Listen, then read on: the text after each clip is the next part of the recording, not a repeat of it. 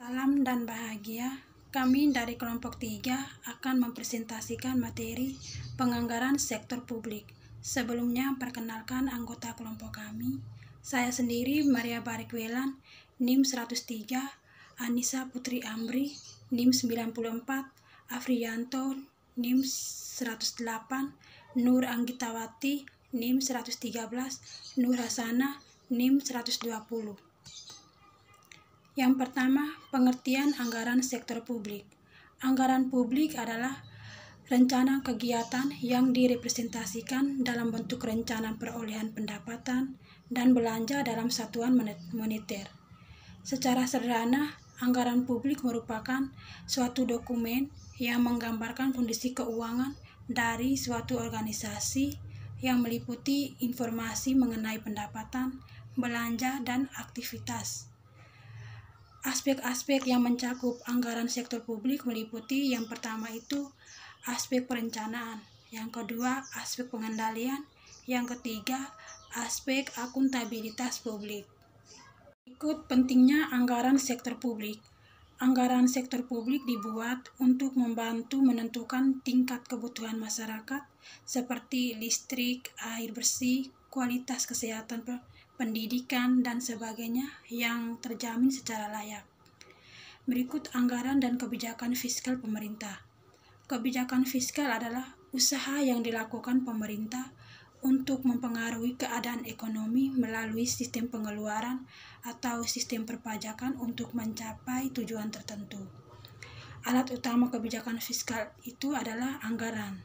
Anggaran itu merupakan alat ekonomi terpenting yang dimiliki pemerintah untuk mengarahkan perkembangan sosial dan ekonomi, menjamin kesinambungan, dan meningkat kualitas hidup masyarakat. Kriteria anggaran sektor publik yaitu yang pertama, merefleksikan perubahan prioritas, kebutuhan, dan keinginan masyarakat. Yang kedua, menentukan penerimaan dan pengeluaran departemen-departemen pemerintah, pemerintah provinsi atau pemerintah daerah.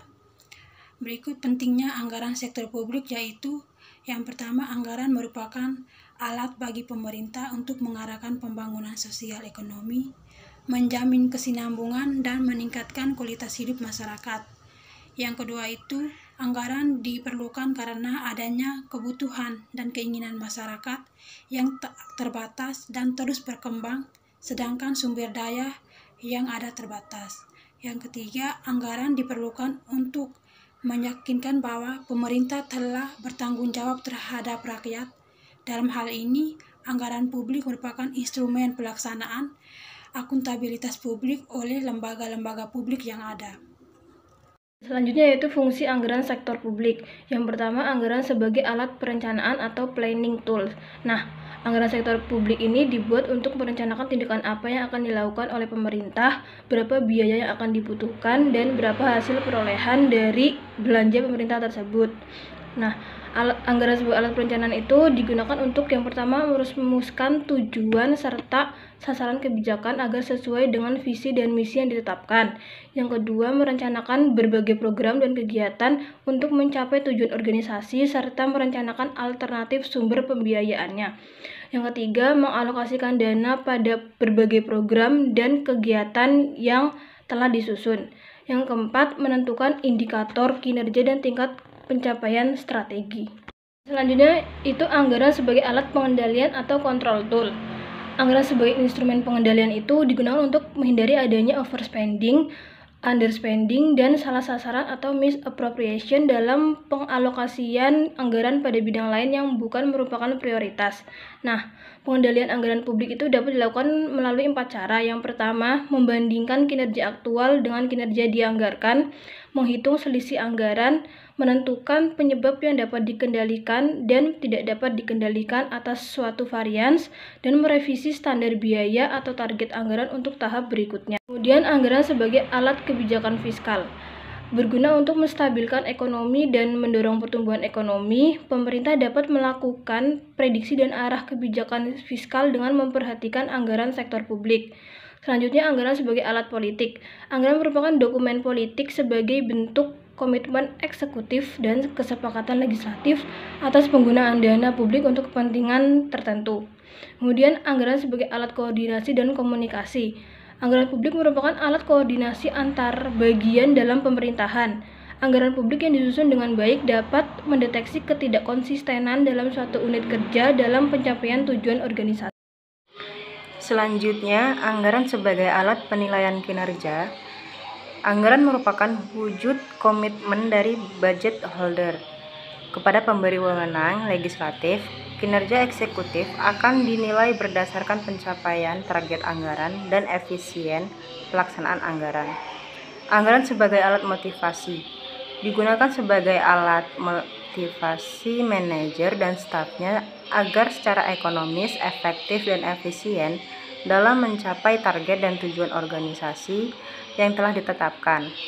Agar dapat memotivasi pegawai, anggaran hendaknya bersifat challenging but attainable atau demanding but achievable. Jenis-jenis anggaran sektor publik. Anggaran operasional digunakan untuk merencanakan kebutuhan sehari-hari dalam menjalankan pemerintahan.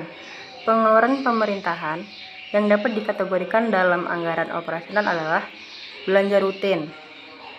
Belanja rutin adalah pengeluaran yang manfaatnya hanya untuk 1 tahun anggaran dan tidak dapat menambah aset atau kekayaan bagi pemerintah. Disebut rutin, sifat pengeluaran tersebut berulang-ulang pada setiap tahun. Anggaran modal atau investasi menunjukkan rencana jangka panjang dan pembelanjaan atas aktiva tetap seperti gedung, peralatan, kendaraan, parabot, dan sebagainya. Belanja investasi atau modal adalah pengeluaran yang cenderung melebihi 1 tahun anggaran dan akan menambah aset atau kekayaan pemerintah, dan selanjutnya akan menambah anggaran rutin untuk biaya operasional dan pemeliharaannya. Prinsip-prinsip anggaran sektor publik. Otorisasi oleh legislatif. Anggaran publik harus mendapat otoritas dari legislatif terlebih dahulu sebelum eksekutif dapat membelanjakan anggaran tersebut. Komprehensif. Anggaran harus menunjukkan semua penerimaan dan pengeluaran pemerintah. Oleh karena itu, adanya dana non-budget pada dasarnya menyalahi prinsip anggaran yang bersifat komprehensif. Keutuhan anggaran. Semua penerimaan dan belanja pemerintah harus terhimpun dalam dana umum. Non-discretionary appropriation, periodik, akurat, jelas, dan diketahui publik. Baik, selanjutnya saya Nur Hasanah NIM 2019-017-120 akan melanjutkan presentasi. Pada penyusunan anggaran sektor publik terdapat beberapa tujuan, diantaranya 4 tujuan. Yang pertama, membantu pemerintah mencapai tujuan fiskal. Yang kedua, membantu menciptakan efisiensi dan keadilan dalam menyediakan barang dan jasa. Yang ketiga, membantu memprioritaskan belanja pemerintah. Dan yang keempat, meningkatkan transparansi dan pertanggungjawaban kepada DPR, DPRD, dan masyarakat luas.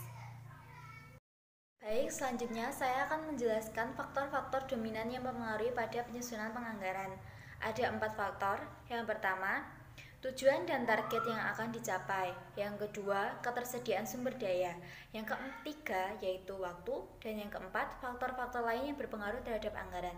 Dapat seperti fluktuasi pasar, kemudian perubahan sosial.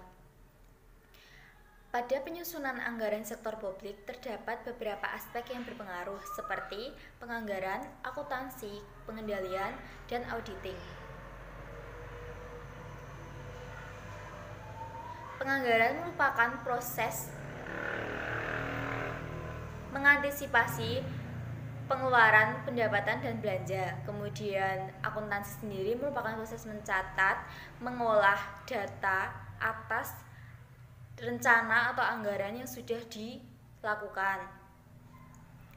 Proses penganggaran dan akuntansi sendiri sangat penting, di mana penganggaran dinilai sebagai prospektif atau untuk menentukan atau perencanaan di masa yang akan datang, sedangkan akuntansi sendiri merupakan Sedangkan akuntansi sendiri dinilai bersifat retrospektif atau pencatatan atas kejadian di masa lalu, yaitu track record atas data atas anggaran yang sudah dilaksanakan. Selanjutnya, prinsip-prinsip pokok dalam siklus anggaran. Menurut Richard yang ditulis oleh Coe 1989, mengapa pemerintah wajib dan disarankan untuk terjun langsung ke dalam bisnis dalam masyarakat dikarenakan 3 pertimbangan. Yang pertama, stabilitas ekonomi. Yang ketiga, retribusi pendapatan. Dan yang ketiga, merupakan alokasi sumber daya. Pihak swasta menyediakan good market atau pasar, sementara pemerintah berkewajiban menyediakan pure good market, sehingga pemerintah disarankan untuk terjun langsung atau ikut campur tangan dalam kegiatan bisnis di dalam suatu negara. Selanjutnya, kebijakan atau pertimbangan yang pertama dan kedua yang terkait dengan stabilitas ekonomi dan pendapatan merupakan kebijakan pemerintah pusat, kemudian untuk alokasi merupakan kebijakan pemerintah daerah. Namun sayangnya pada perkembangannya, penganggaran mengalami beberapa kendala seperti pemborosan dana karena kebanyakan mereka menerapkan konsep inkremental atau menggunakan dana-dana atas anggaran atau acuan atas biaya yang pernah dikeluarkan di masa lampau, sehingga pengetahuan untuk biaya yang dibutuhkan sekarang masih sedikit dilakukan. Lembaga perencanaan anggaran memungkinkan munculnya underfinancing atau overfinancing yang dapat mempengaruhi tingkat efisiensi dan efektivitas anggaran. Dari situ, banyak pelayanan publik dijalankan secara tidak efisien. 4 tahap dalam siklus anggaran menurut Henley et al. 1990, yaitu 1. Tahap persiapan anggaran, 2. Tahap ratifikasi, 3. Tahap implementasi, 4. Tahap laporan dan evaluasi. Tahap persiapan anggaran. Pada tahap persiapan anggaran dilakukan taksiran pengeluaran atas dasar taksiran pendapatan yang tersedia. Oleh karena itu, yang perlu diperhatikan adalah sebelum menyetujui taksiran pengeluaran, hendaknya terlebih dahulu dilakukan penaksiran pendapatan secara lebih akurat. Dalam persoalan estimasi, yang perlu mendapatkan perhatian adalah terdapatnya faktor uncertainty atau tingkat ketidakpastian yang cukup tinggi. Oleh karena itu, manajer keuangan publik harus memahami betul dalam menentukan besarnya suatu mata anggaran. Besarnya suatu mata anggaran sangat tergantung pada sistem anggaran yang digunakan. 2. Tahap ratifikasi anggaran merupakan tahap yang melibatkan proses yang cukup rumit dan cukup berat. Pemimpin eksekutif dituntut tidak hanya memiliki managerial skill, namun juga harus mempunyai political skill, salesmanship, dan coalition building yang memadai. 3. Tahap pelaksanaan anggaran. Hal terpenting yang harus diperhatikan oleh manajer keuangan publik pada tahap ini adalah dimilikinya sistem atau informasi, akuntansi, dan sistem pengendalian manajemen. Manajer keuangan publik bertanggung jawab untuk menciptakan sistem akuntansi dan sistem pengendalian yang memadai dan handal. 4. Tahap laporan dan evaluasi anggaran. Tahap persiapan, ratifikasi, dan implementasi anggaran terkait dengan aspek operasional anggaran. Sedangkan tahap laporan dan evaluasi terkait dengan aspek akuntabilitas. Jika tahap implementasi telah didukung dengan sistem akuntansi dan pengendalian yang baik, maka pada tahap budget reporting and evaluation tidak akan menemui banyak masalah. Cukup sekian presentasi dari kelompok kami. Terima kasih. Salam.